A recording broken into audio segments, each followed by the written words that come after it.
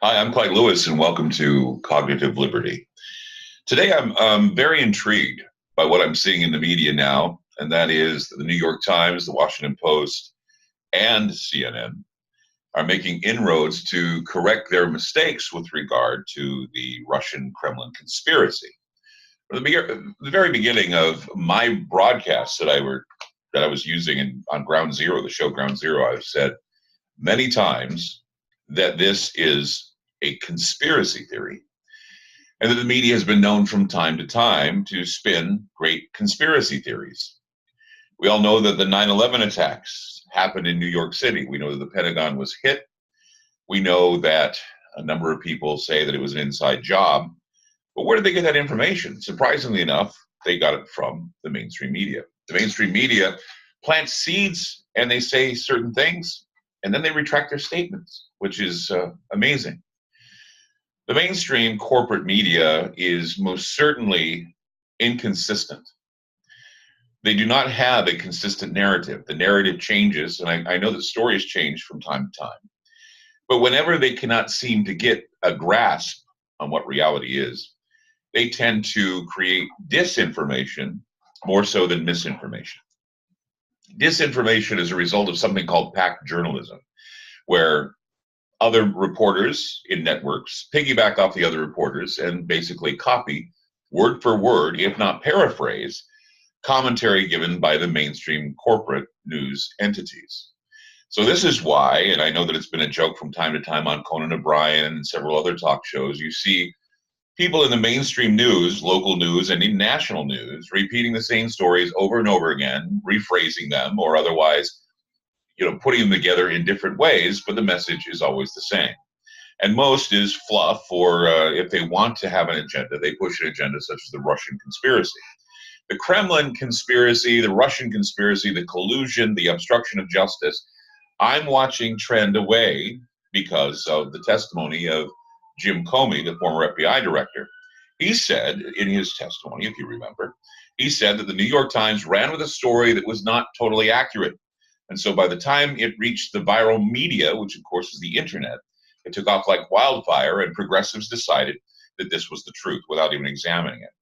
Suspecting that President Trump, of course, is capable of spying or at least being a double agent for Russia.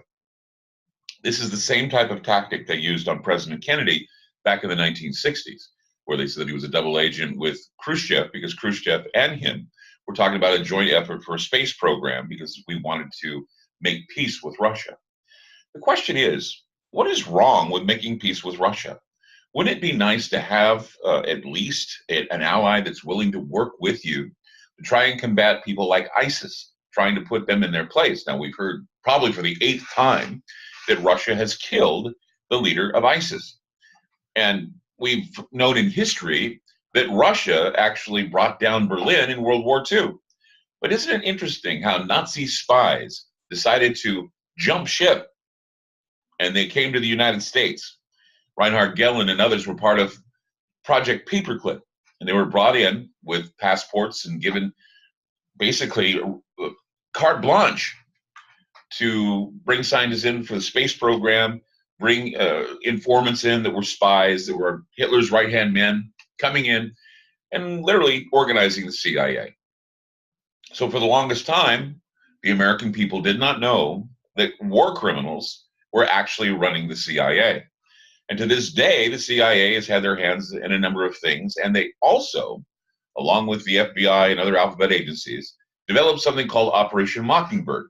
And what Mockingbird was a way to put agents in the seats of media so that they can talk about the intelligence, or at least give whatever intelligence they can, to kind of mold and shape the direction of the country.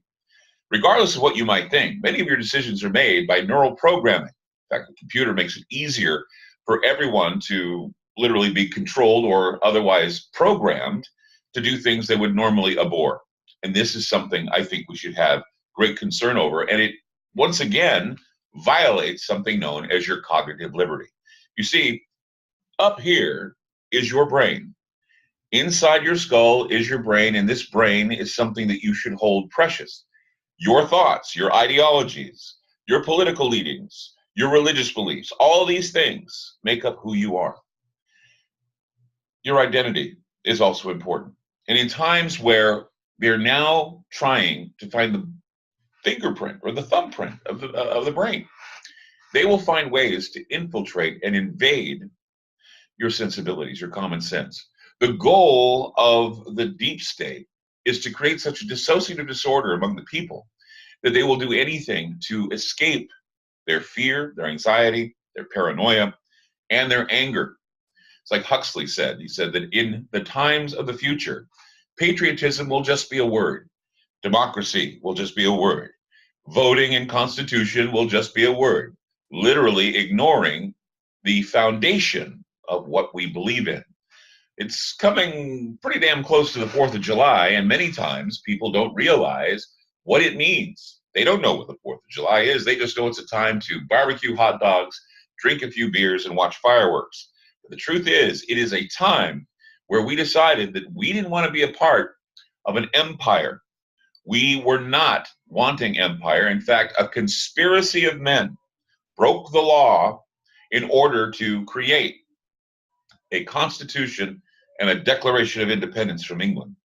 This is something that we need to teach in our schools. We need to teach civics. We need to be better at civics so children growing up will know what the basic tenets of law are.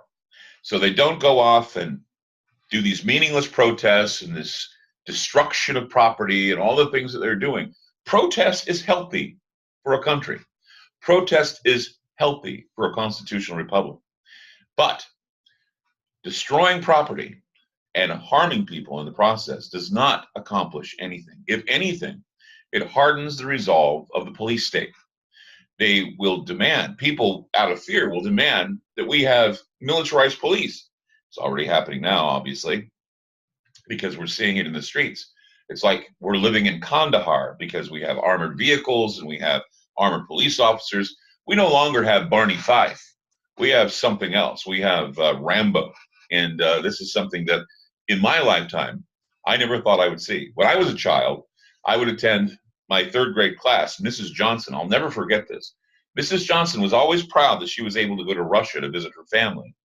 And I thought it was interesting. Her name was Mrs. Johnson, and she had Russian. She was actually, her married name was Johnson. But she said they would go to communist Soviet Union. And while they were there, she was showing me how they stopped them and how they were asking for their papers and how, they had to basically, be searched and unlawfully searched because the police felt it necessary to do so. I remember when I was a kid, I said, I'm glad I live in a country that doesn't do that. I'm glad I live in a country that's supposed to be free. I live in a country that I'm very proud to say is my country and my home.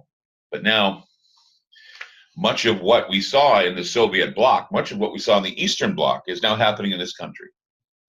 I wouldn't call it fascism, but I certainly would call it despotism. We're just this close to having a fascist government. No matter who is at the power seat, no matter who sits in the Oval, there's a deep state black command or dark command that is literally controlling our government. From the Council on Foreign Relations to the Trilateral Commission to the Bilderberg Group. Some even say we can go as deep as to take that brush roller and call everything the Illuminati. But Illuminati is a word for conspiracy theorists. Some people call me a conspiracy theorist. I'm a conspiracy analyst. And so what I'm doing is I analyze conspiracies and I analyze parapolitical things. And I also believe that the mind is very important. Cognitive liberty is very important. So when you celebrate the 4th of July, when you look around you and you see how the media, for example, is how they basically failed us. They have gone from being the 4th estate to the 5th column. It used to be that 5th column operations like WikiLeaks were giving us more information and they were being praised. Great, they're telling on Hillary Clinton. Great, they're exposing the impunity that is Washington, D.C. Don't kid yourself. No matter who's in office, no matter who sits in the Oval Office, there's always that darker, covert group that wants to overtake in a soft coup this country. They want to destroy the Constitution. They want to move us forward into a world order. I don't know if you want to call it the New World Order, and you may want to call it the New World Order, but it certainly is a globalist superstate. And when they do propose this globalist superstate, it will be in such a way that it will seem keen to the intellect. It will bore into your head like an earwig. And when it gets in there and it sounds like a great idea, you need to think twice and act once. Think twice, act once. That, I believe, is something that we need to do more often in this country. Don't give in to emotional manipulation, because that's all it is. They propose to you a solution to a problem that they obviously have created. And this is something that I think everybody needs to learn, and they need to keep telling themselves that as long as they're good citizens, as long as they're doing what they're supposed to do, and as long as they know about civics and be engaged, literally engaged in the processes of our government, knowing the ins and the outs, knowing when justice is being abandoned, knowing when justice is being served. Not vengeance, not something we serve on a plate cold to people we don't agree with. No, it needs to be done in a balanced, forthright, and humble way. We're radicalizing ourselves in this country, and it's dangerous. The media is radicalizing people in this country, and it's dangerous. No matter which side you're on, you have radicals that are going to misrepresent you. It's like Islam. No matter how much you think, no matter how badly you may think of Islam and Muslims, there are plenty of them out there that want to destroy this country. But there are others who are out there that want to abide and want to be good and have families, and they care. They all have children. They all care about their children and their families. They care about liberty and freedom just as much as we do, except some of them don't care either way. Some of them have been radicalized because they've been programmed to believe that there is an enemy, and that enemy is us. Now, we have to understand that we can't be gullible, and we can't continue to believe the mainstream is feeding us. We need to at least take some time, a little time, half hour, 45 minutes, to open yourself to alternative ideas. Open yourself to alternative theories. You don't have to believe everything you see. You don't have to stand up and say, I'm against this. Start standing up for what you're for. Start thinking to yourself that if you do well, the most important thing to you right now is the health and safety of your family.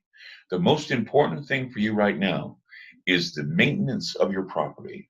And most importantly, you need to also maintain what's up here.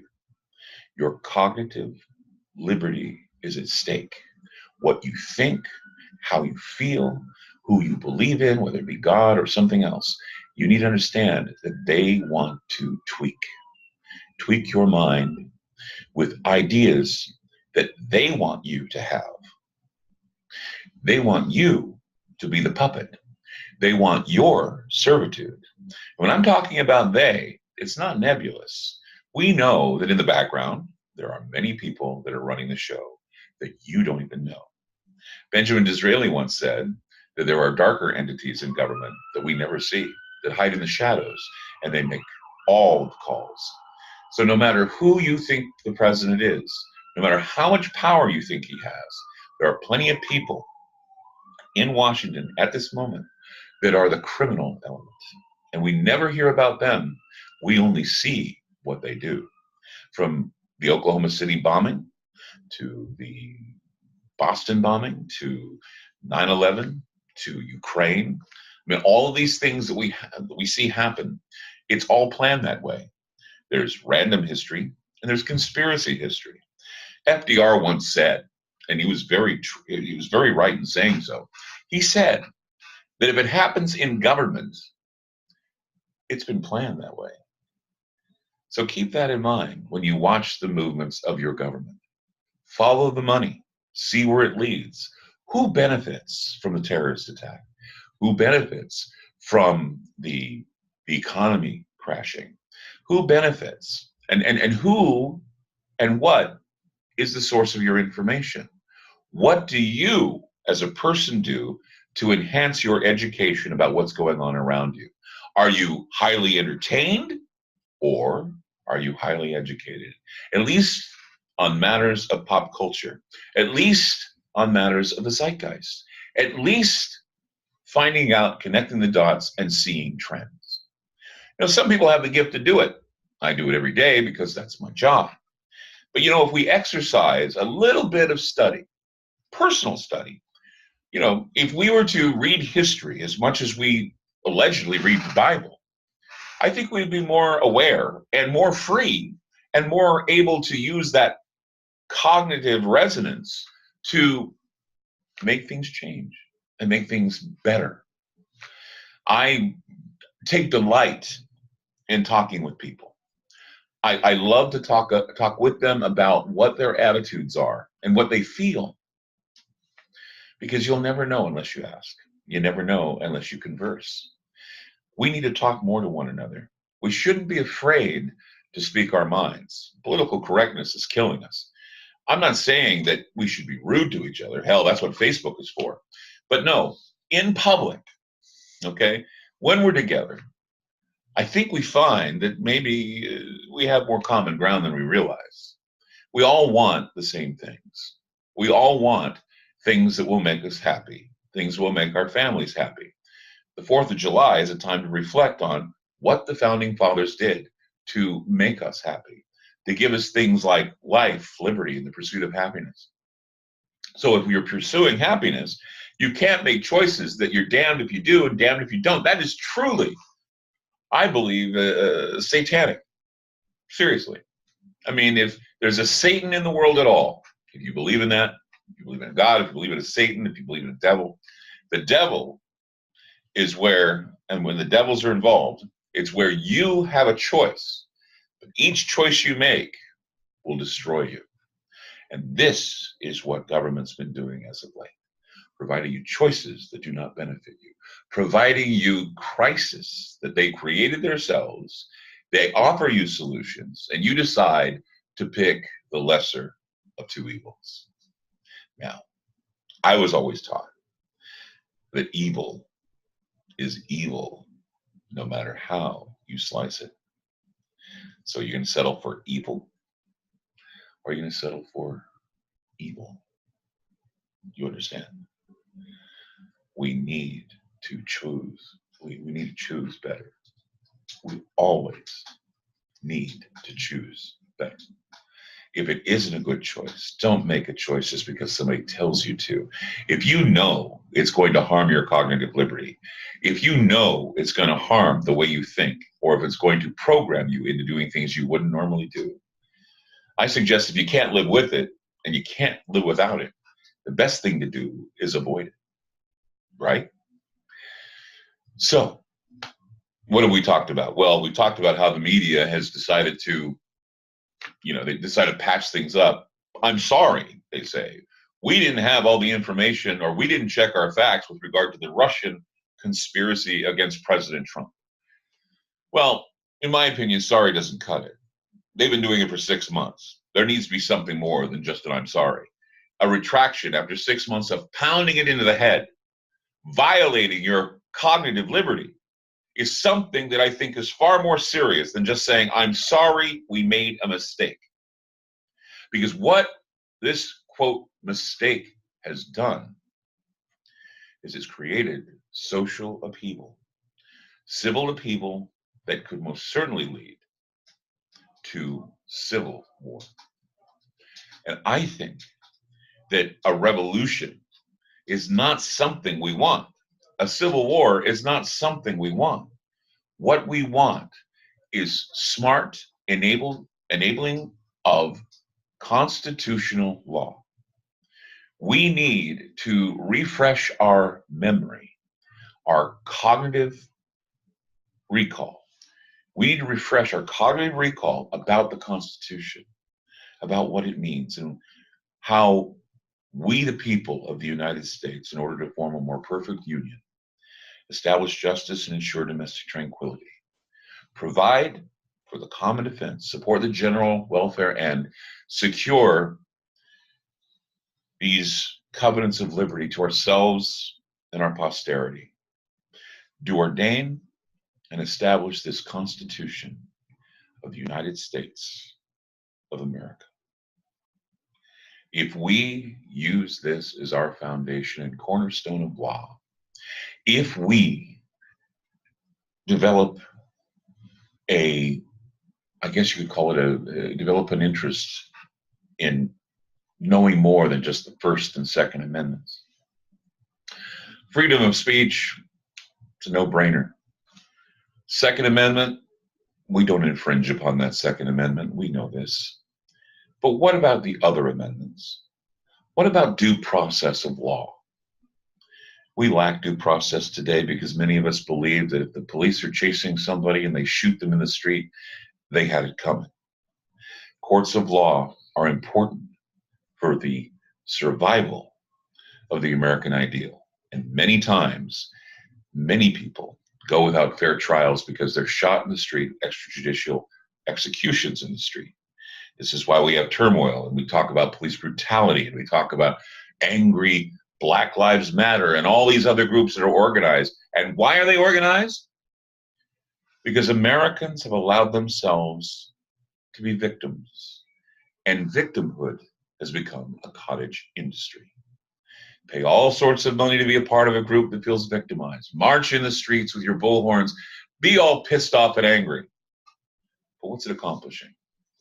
Well, it's making money for people like George Soros and others who have their bottomless pockets available to pay for whatever problems they can create.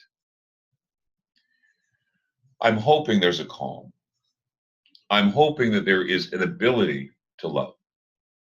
I'm hoping that when the 4th of July comes, Independence Day, we realize just how important it is to be sovereign and not allow ourselves to be guiled into the idea that we need to be part of one happy global ecumenical government, because someone most certainly is going to suffer. In fact, millions are going to suffer when they decide to throw their hands in the air, erase the borders, and say we're all part of a new world order. It's against your cognitive liberty. It's against your ability to live. It undermines things like life, liberty, and the pursuit of happiness. The solution, I believe, for everything that is ill or bad in this world are three things. We need, as a country, to provide ourselves and those we love and everybody around us. We should have the means necessary to provide good food, nourishing food, with nutrients and all the values we used to have. So good food first. Then clean water. Many people in this country now do not have clean water. It's just not happening in places like Michigan and other places. Clean water is not something happening. It's too bad. So we need to have fresh, clean water. And finally, we need to be out of pain, whether it's physical pain. There's a reason why many people are dying from opiates, is because we're not treating the pain. We're not treating the suffering. We're allowing people to be angry and sad and living painful lives where they resort to drastic measures like using heroin, and some even use fentanyl. It's a convenient way to cull those who are addicts. And this is iatrogenocide at the highest degree. And we know that this stuff is coming into this country because of the fact that we've time and time and again have seen intelligence agencies bringing this drug in, because who makes the money? They do. So, nutritious food, nutrition. That's why we get fat sometimes. Look at me. I get a little fat, but then again, I've been through a lot. And I'm sure many of you have. You need to psychologically prepare to do better and feel better. Cognitive liberty is what's most important now, because we're losing our minds. We're losing our stability. We're losing our ability to reason, our ability to use what we have learned. We're losing our cognitive liberty, and that's why I decided that I would do a show here at Liberty Beacon, because I wanted to share with you some of the things that we need to value more every day. We need to value our cognitive liberty. I'm Clyde Lewis. Thank you for joining me today, and I hope that we can do more great shows for you in the future. Thank you.